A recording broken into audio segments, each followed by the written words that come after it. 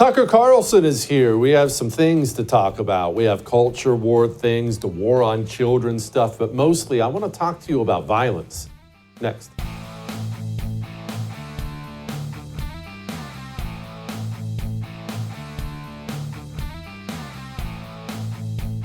On day one, I will launch the largest deportation program in American history to get the criminals out. I will rescue every city and town that has been invaded and conquered, and we will put these vicious and bloodthirsty criminals in jail. We're going to kick them the hell out of our country as fast as possible. Let's say Donald Trump is elected. It was a couple weeks, whatever, I don't know, week, less than 2 weeks. I've lost track of time. Yeah, it's a week and a day. Let's say Donald Trump is elected. What are you comfortable with? We have this thing on the right, and I'm not even going to say at its core it's a bad thing, but we have this obsession with niceness. Even when we want laws enforced, we want it done. And can we be nice? We have to be empathetic. We have to be. Are we being nice? You are going to have to take that part of you and you are going to have to set it aside, because the truth is there's no nice way to tell somebody you're not welcome here. Stay out. And even more so, there's no nice way to take 20, 30 million people, men, women, and children, walk into their homes, into their schools, into the hospitals, and tell them, men with uniforms on, come with me, you are leaving this country. It cannot be done nicely. It cannot. And it will involve tears. The propaganda effort around stopping this will be the largest, most pervasive, most evil propaganda effort you have ever seen in your life. It will dwarf the propaganda around BLM, around COVID, the propaganda effort to stop what's happened to this country will be the largest thing. And what you need to understand now, because maybe right now you're puffing out your chest and you're saying, it won't work on me. It's not going to work on me. Maybe, I hope you're saying that, actually. Maybe that's what you're saying, but you need to understand the propaganda effort is not going to be just a bunch of screaming harpies. No, let all the illegals stay. The propaganda effort is going to be aimed directly at that kind heart that beats in your chest. Tom Homan, great man, has been on the show before. He went on the news and he said something, and what he said is wonderful, don't get me wrong. But I want you not just to wait for the Tom Homan response. I want you to listen to the question, because this is but a taste of what's to come.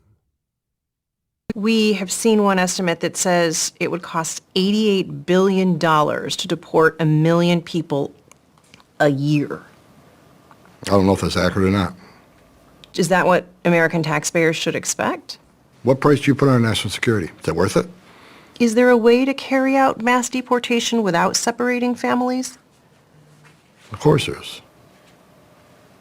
Families can be deported together. It's a great answer. And what I've seen a lot of today is, oh, wow, look how hardcore that is. And I'm here to tell you, that's not hardcore. That's how every country in the history of mankind that wanted to continue being a country, that's how immigration laws are enforced. If you come here illegally, no matter what your age, no matter what your sex is, you will be arrested and you will be sent back to the country you came from. Maybe you'll even do a prison sentence first. That's not barbaric or based or right-wing. That's basic national security.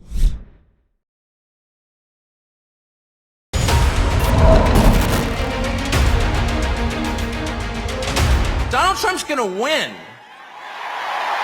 He's going to win. I know that that's true.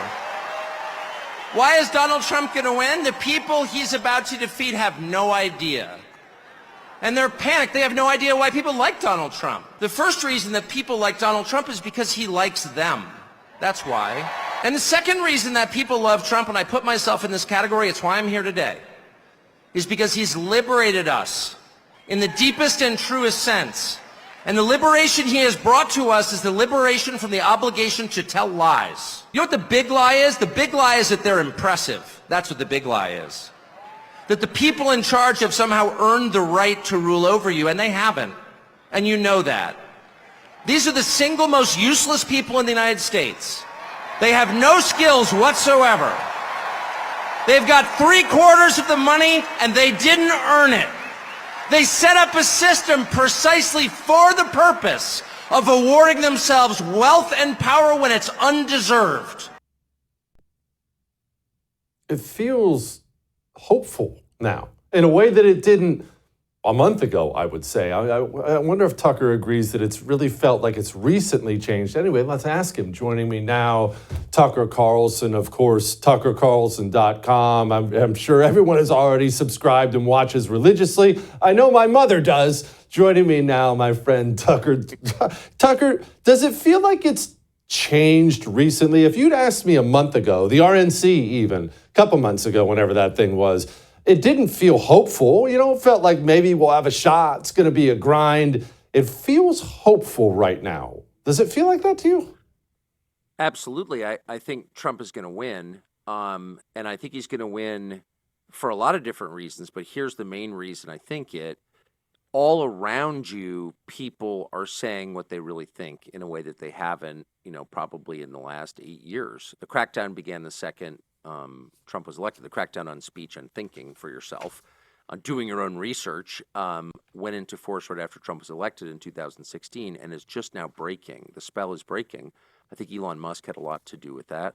I mean, the idea that the most successful person in the world with the most at risk, the guy with the most government contracts, the guy with the most prestige to lose, would risk it all to support Trump in public was really heartening and inspiring for the rest of us, for people who are, kind of felt, they know they've been lied to. They know the COVID thing was just an extended lie. They know the wars that this country has funded and fought over the past 20 years have hurt the country. All the kind of realizations that people have in private, but don't feel free to say in public. All of a sudden, they can say it because people like Elon Musk are saying it. Maybe Donald Trump isn't the problem. Tucker, you mentioned people feel free to say things now. It feels like the social shame system of this country made it shameful in 16 and frankly in 20 to be a Trump supporter. Now, I realize there were pockets of people who didn't show any shame for that at all. I get that. But for the most part, as the country as a whole, that felt like a shameful thing. Maybe I am in my own bubble. I admit I have put myself in as much of a bubble as possible because I don't want to hang out with dirty communists. But it feels like the social shame system has completely done a 180. And now if you're actually someone who votes for, supports a just despicable human being like Kamala Harris, it almost feels like you're ashamed of it. Even the actors and actresses, all the pedophiles in Hollywood, even they don't seem that into the little stupid ads they do now. Hey, vote Kamala, it's democracy. Doesn't it seem like that? Absolutely. I mean, so for 8 years, the only people who would admit to liking Trump were the people with not much to lose. They were the people in the, bottom quartile for income in the United States. They were the so-called working class, his base, because they were the only people who could say out loud that they liked Trump. What are you going to do to a tow truck driver? Nothing. First of all, we have to have them. It's not like being a Deloitte consultant. We can just get another, girl from whatever, University of Maryland to take your job. We have to have a tow truck driver. And they're sort of below social sanction. But everyone above that, everyone in the striving middle class and above, had to kind of toe the line and tell the lie. And that group of people has been liberated. So like in the deep rural areas, everyone was always for Trump and they still are. But in the suburbs and among young people on college campuses, that's where I really notice it because I've got, kids that age. And you see their friends and there's nobody who would admit to voting for Kamala Harris at this point. You're a loser Kamala Harris? Like, no one would admit we're voting for Kamala Harris. And that's the mark of the end of something. Like, they thought they could bully us into supporting Kamala Harris because she's sort of black or something. And they've just played that card too much. And people are like, I don't care what color she is. She's a loser and a freak, and I'm not going to pretend otherwise. I think that really is real. Tucker, you've been doing this tour. Everyone's been watching the tour, the highlights, the guests. I got to be one of those guests. It's a great tour, but you've been bouncing around the country talking to normal people. I was there watching you talk to normal people, a room full of normal people. What have you learned that you didn't know? And I should note, everybody, what is it, Thursday? Thursday night? The 31st. That is Thursday. Thursday night is it's the finale, right? The blowout, Tucker, Trump, Glendale, yes. Arizona. I will be in attendance with my wonderful mother. So what did you learn crisscrossing the country and now the finale in Arizona? Well, I mean, I learned what I knew, but I was just reminded of it, that America is a beautiful country filled with really nice people. There's less hatred than advertised. You read endless stories about the race hatred in America. I've never seen any American yell at another on the basis of race. Like, people kind of want to get along, and for the most part, they do get along. So that's nice to be reminded of. They're really nice people. Even the people who vote differently from me, they're mostly nice. It's a small group in charge. They're horrible. Most other people are pretty decent, I would say. And the second thing you learn is that the people in charge have really betrayed the country in a physical way. Like, it's falling apart. The infrastructure's bad. The cities are tired. No one's built anything in a long, long time. You never see a building built in the last 30 years that you would be proud of or want to live in. Even the McMansions are depressing and ugly and made out of vinyl. It's like there's been a massive dereliction on the part of the people in charge on the most basic level. If you're in charge, you build things, you make things, you improve the physical surroundings of your people, and they just haven't done that. They've been busy stealing it all. They're Larry Fink. They're just making money off what other people built. And there's something infuriating about that. It really put me in a revolutionary mood. The election of Trump, if we get that, I don't want to get ahead of my skis here. We got to go out and vote and do our thing and all that. But the election of Trump, and let's hope a lot of down ballot wins as well, may stop or at least slow the bleeding. But can we be reversed? Can what we're going through right now be reversed on a macro level? Historically, it has not. When a nation gets too wealthy, too powerful, its elites get too corrupt and start to loot it like a bunch of bank robbers, that is historically very, very difficult to overcome and reverse. In fact, I can't really think of a time when it happened. Can we do it here? Right. I mean, look, the precedent suggests no, but we can't see the scope of history. We're just on a little dot on a very long timeline, on a continuum, and so we can't know what the future holds. We can only do our duty, and our duty is to fight for civilization, for order, and for justice, and for decency, for kindness, for concern for individual people, not communities or groups, but for the people around us. I mean, that's what we're tasked with doing. That's what every living person at any point in history, from the fall of Rome to the present day, that's your job. You do your job, period. And you do it to the best of your ability, period. And you can't be hopeless. You're not allowed to be hopeless. If you're a Christian, you're required by Christian law, by God's law, to be hopeful. There's faith, hope, and love. And love may be the greatest, but it's preceded by hope. So you have to be hopeful. What do I think about this election specifically? I think Trump's going to win. And I think if they tell me on November 6th that he didn't win, that Kamala Harris won because she's a historic black lady, or whatever, and that she got 85 million votes because people love her, they're going to have to prove to me that's true. I'm not going to accept that at face value. Why would I? They've lied consistently for decades. We now know that. They're liars. They'll say anything to win. They will kill people to win. They allowed Trump to get shot in order to keep control. That's a fact. And so it's not going to be as simple as saying to me, no, she's like much more popular than we ever imagined she was. There was just a groundswell of support for Kamala Harris because she's so enlightened and great and competent. Like, you're going to have to show me how that happened.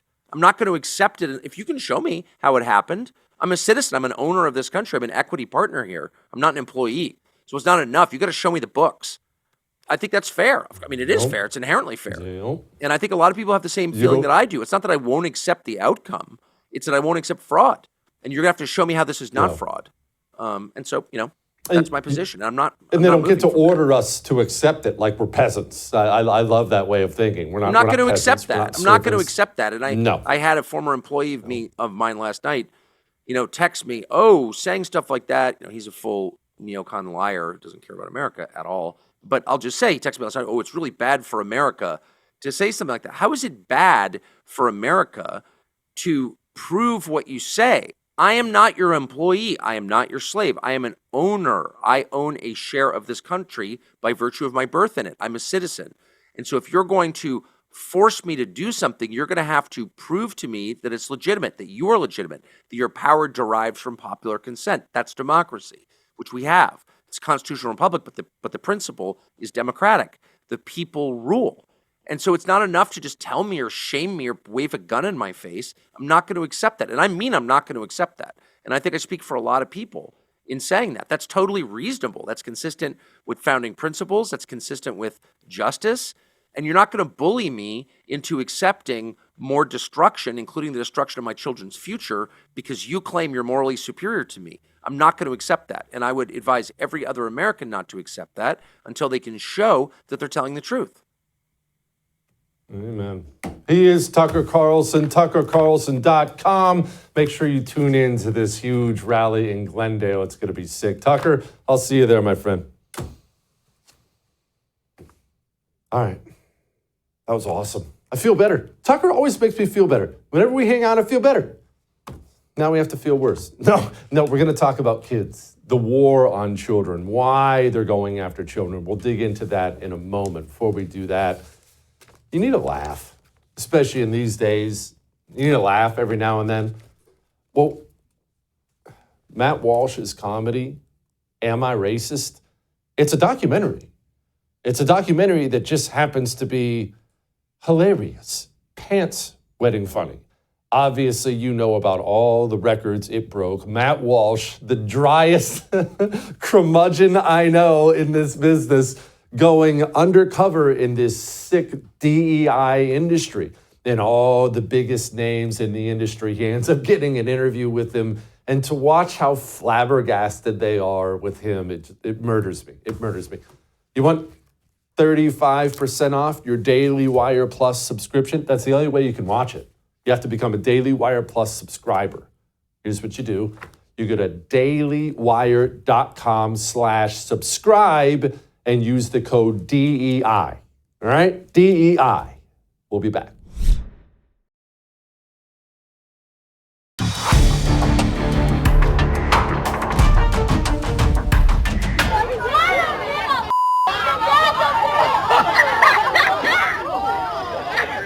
Are you ashamed at all? Look at her face.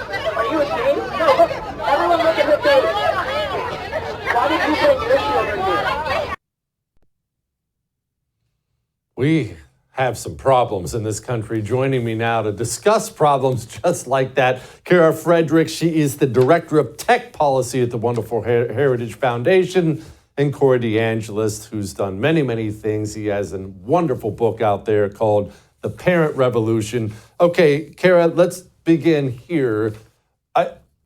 I'm trying to understand how twisted one has to get to scream in the face of a young child, especially as a young lady. Young women, maybe I'm just old and stereotypical. I consider young women to be nicer and more empathetic, more motherly. How screwed up do you have to be to do that? Well, first and foremost, it looks like you have to be on the Kamala Harris side to do that, because we as women, frankly, we have been derelict in our duty to, like you said, to reach out to the more nurturing parts of our nature, to understand biological realities, to frankly be pro-child in our culture today. Unfortunately, I'm a young mom, and I am seeing the exact opposite among my cohort and those that are younger. It's this anti-child idea, right? right? Like you're in your late 30s and you get to travel and you get to buy a Chanel purse and you get to be on your own buying Prosecco whenever you want. You know what? That is bankrupt. I tell you, I was a girl boss on the way. You know, I like some people have said, I cut the last chopper out of Nam in this regard, in terms of meeting a great guy, having a family, and understanding that there's so much more to life. There's so much more to life. It is so sanctifying if you're pro-child, pro-family. But unfortunately, our culture and one party in particular is giving us the exact opposite message. And frankly, it's a lot of females' fault. We should be embracing this idea of family and children. That's all there is to it. Corey, how much does the education system play into young ladies like that? I mean, Kara correctly points out our culture. How much does the education system bear the blame of young women like that turning into, let's be honest, that's a vicious animal. That's a vicious animal that used to be a human being. What happened to her? Yeah, she must have attended public schools. Maybe she went all 13 years for the K-12 education, where they're teaching you to hate each other, to hate children, and they're not focused on the basics. They're not teaching kids how to read, write, and do math properly. So these culture wars are inflamed by people like Randy Weingarten and the teachers unions, who want to indoctrinate kids with their leftist ideology. The only way that we take American culture back is to strike at the root, to allow families to have school choice, to take their kids' education dollars to a school that's actually teaching the basics, that's doing a good job, that's teaching their families values, and not trying to divide our country like we see in this viral clip. Speaking of Randy Weingarten, affectionately known as Communist John Denver on this show, she, for some reason, not sure what happened there, has been doing a lot of public speaking recently. I don't know who told her she was good at it, but here she is. We're going to make sure that there's housing benefits, that people can have home ownership, that we can attack the price gougers, that we can have unions, that we can have a public school system, that we ban assault weapons, not ban books, that we lift up history, we don't erase it. That's who Alyssa Slotkin is. That's who Kamala Harris is. They want to solve problems. They want to lift things up. Sorry, I had to adjust my earpiece. That was a lot to go in there at once. Kara, could you explain what you think Randy Weingarten sees in herself before she gets up to speak publicly? If I couldn't speak, I just wouldn't speak, but she shouts and speaks a lot. Jesse, I would say that Randy needs to stay in her lane, but she has been just absolutely destructive when it comes to her specific lane. So I think Randy just needs to retire altogether. You look at where why was she in Ukraine? Why is she talking about all of these other, having houses and economic policy and whatnot? She has failed at her one job, which is, as Corey knows well, supposed to be helping advance the education of America's youth, and she's done so poorly at that she just needs to get off the stage completely. Somebody's got to give her the hook, because she can't even do her one job well. Corey, why did she go to Ukraine? I almost forgot about that until Kara just brought it up. Why did the head of the teachers union go to Ukraine? Who knows? I guess she wanted another paid vacation, or she was trying to get away from the country when the nation's report card scores came out showing decades of learning loss that were partially caused by her union-induced school closures when they held children's education hostage during the COVID era for ransom payments from taxpayers. But look, I don't think she should quit her job. I think she should continue, go and talk more and more. Look at what happened in 2021 when she went and stumped for Terry McAuliffe in Virginia. Glenn Youngkin, the Republican, won on the issue of education freedom. And now she's going out stumping for Kamala Harris and looking like an idiot every step of the way. She should continue doing that, because she's inadvertently done more to advance school choice and homeschooling than anyone could have ever imagined. Every time she opens her mouth, it should be counted as an in-kind contribution to the school choice movement and to Donald Trump, because she really hates him. And she's just doing a horrible job at running the education system. She tried to say that they made Detroit schools powerful when only 4% of kids are proficient in math, the worst school system in the country. She's taking responsibility for that failure. It is her fault, but it's because they care more about politics than education.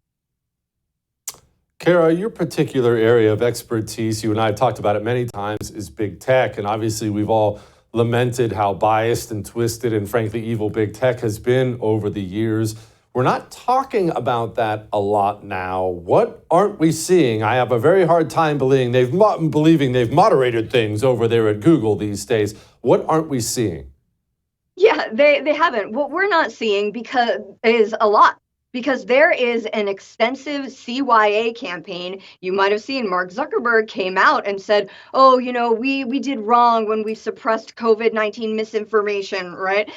We did wrong when we suppressed the Hunter Biden laptop story. Because I think these guys are hedging their bets. Yet, as I tell everyone, don't take that victory lap for free speech just because somebody like Mark Zuckerberg says mea culpa to a degree, because we know that in the background, they are continuing to censor apace. We've seen it again and again, not just with Meta actually downranking that photo of Trump raising his fist defiantly in the air during his first assassination attempt, but we've seen it with Google. We've seen it with their search results. When people tried to search for Trump assassination, they weren't getting what happened. They weren't getting proper search results. Google was not surfacing real information. You might have seen Amazon's Alexa. They came out and said that there was no reason to vote for President Trump, that they couldn't talk about it, but the reasons were legion to vote for Kamala Harris. So big tech, make no mistake, they're continuing to do what they've always done in election cycles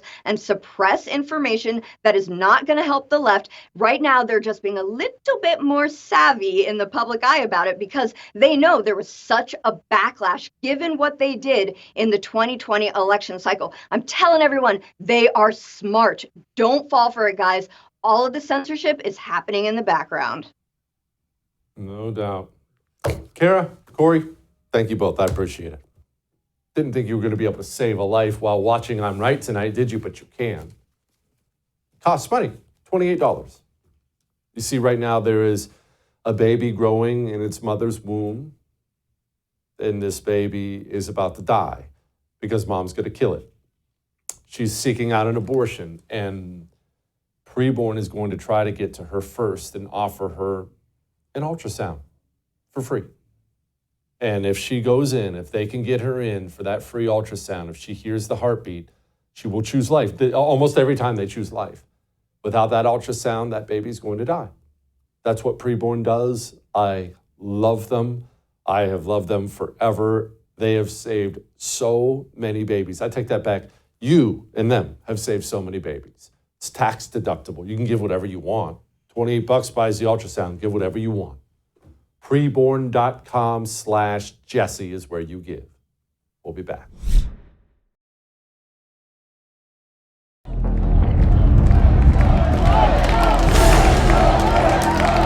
What concessions would be on the table? Religious exemptions, for example? Is that something that you would consider? I don't think we should be making concessions when we're talking about a fundamental freedom to make decisions about your own body. To Republicans like, for example, Susan Collins, Lisa Murkowski, who would back something like this on a Democratic agenda if, in fact, Republicans control Congress, would you offer them an olive branch? Or is that off the table? Is that not an option for you? I'm not going to engage in hypotheticals.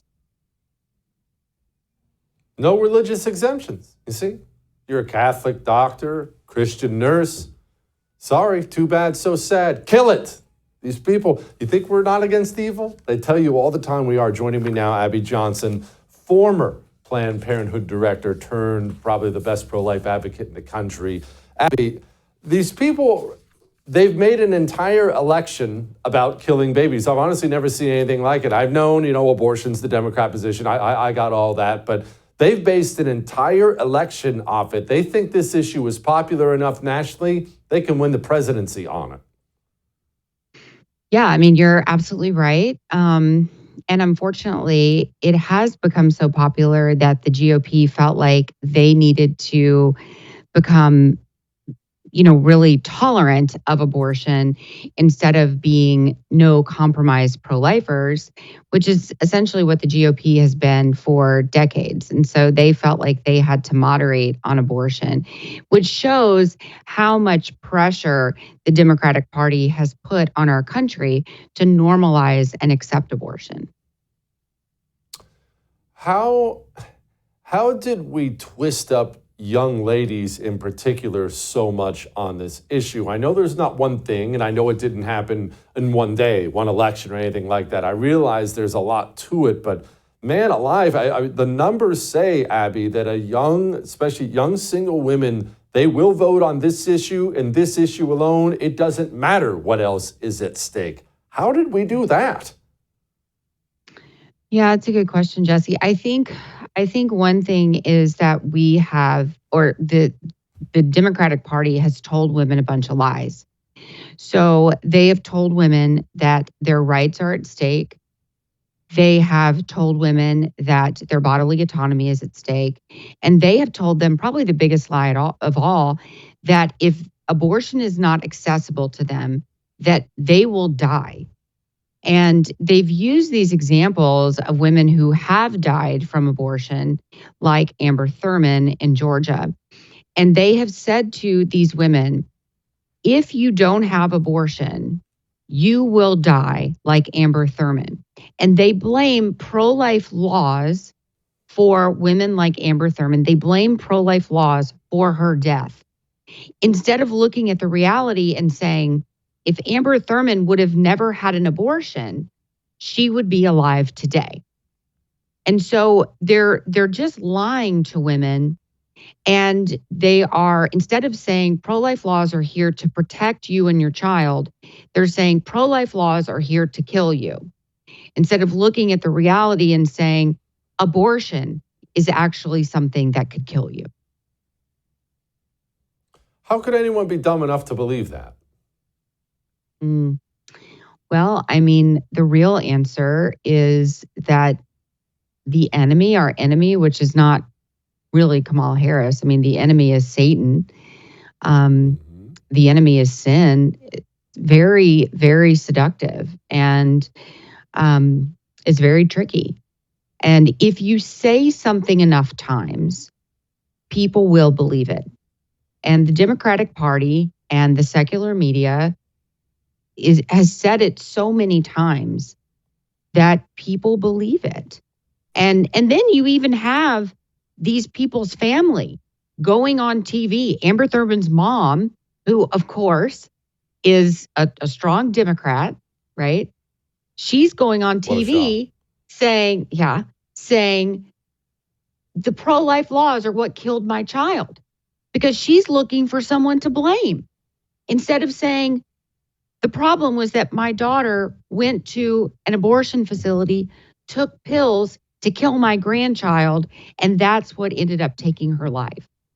Because we can't actually call abortion what it is, and that's murder.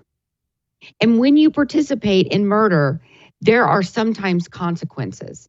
There are sometimes earthly consequences. And unfortunately, with abortion, sometimes that earthly consequence is that your life will be taken as well.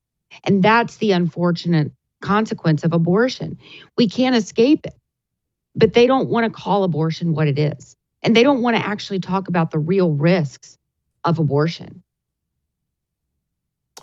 How many states have abortion on the ballot this coming November? How many states do we have to worry about legions of women coming out and voting on something?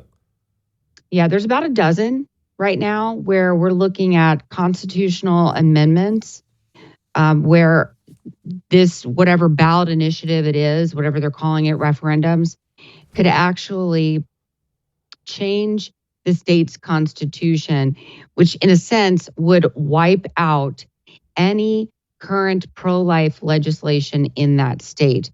The one that everybody is looking at, I think, the most closely is Florida with their Amendment 4. And so many of us have been on social media encouraging people to vote no on Amendment 4. Florida is, as most of us know, a pro-life state. Governor DeSantis, obviously very staunchly pro-life. But people are now voting on, which is not how we do legislation, okay? By the way, this whole popular vote thing that's happening right now, this is not how we legislate, okay? But this is what Donald Trump wanted. So Donald Trump wanted the will of the people. He wanted everybody to go to a ballot box and basically check yes or no on the murder of innocent human beings. And so that's what we're doing now. The consequences are going to be whether states allow, if people vote yes on these amendments in the state of Florida, if people go to the ballot box and they vote yes on Amendment 4 in the state of Florida, they are going to be allowing abortion potentially up to 9 months gestation, up until the date of birth, for any child, for any reason, and it could possibly be taxpayer funded. That's what's on the line in these many states. We have come a long way from safe, legal, and rare, haven't we, Abby? Which was, of course, always a lie. That was the gateway drug to bring us to, well, I mean, where we are now, a Phoenician society of monsters. Yeah, I mean, safe, legal, and rare was simply a talking point. Because if we think about that argument, Jesse, and I know you'll agree with me, but if we think about safe, legal, and rare, that on its own doesn't even make sense, right? Because the abortion industry has always thought that abortion was a societal good, right? Because that's what Roe was argued on. They said, if Roe is passed, if Roe is the law of the land, then crime is going to be down. Then, these unwanted children living in these impoverished homes, it's going to be down. Domestic violence is going to be down.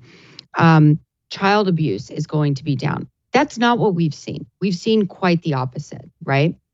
So they've always believed that abortion is a societal good.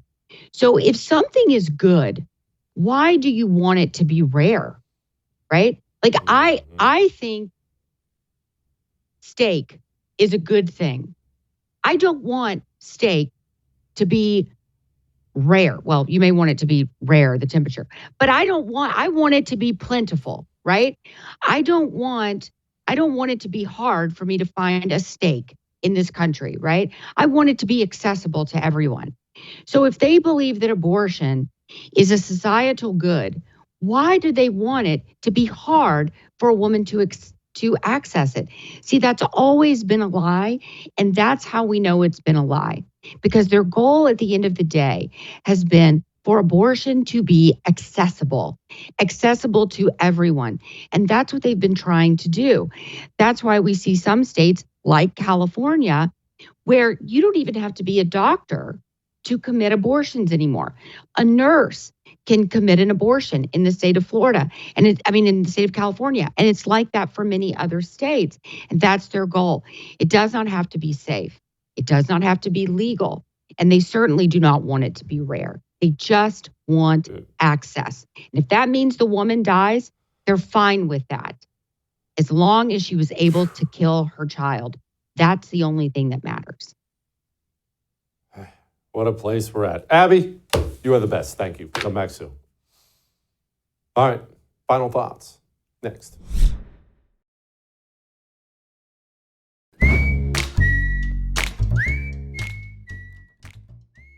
All right.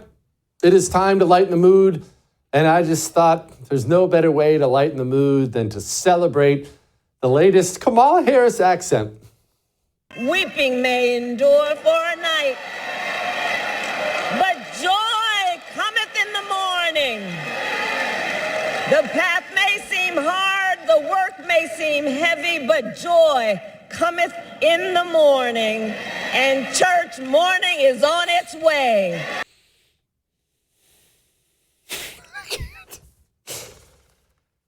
I'll see you tomorrow.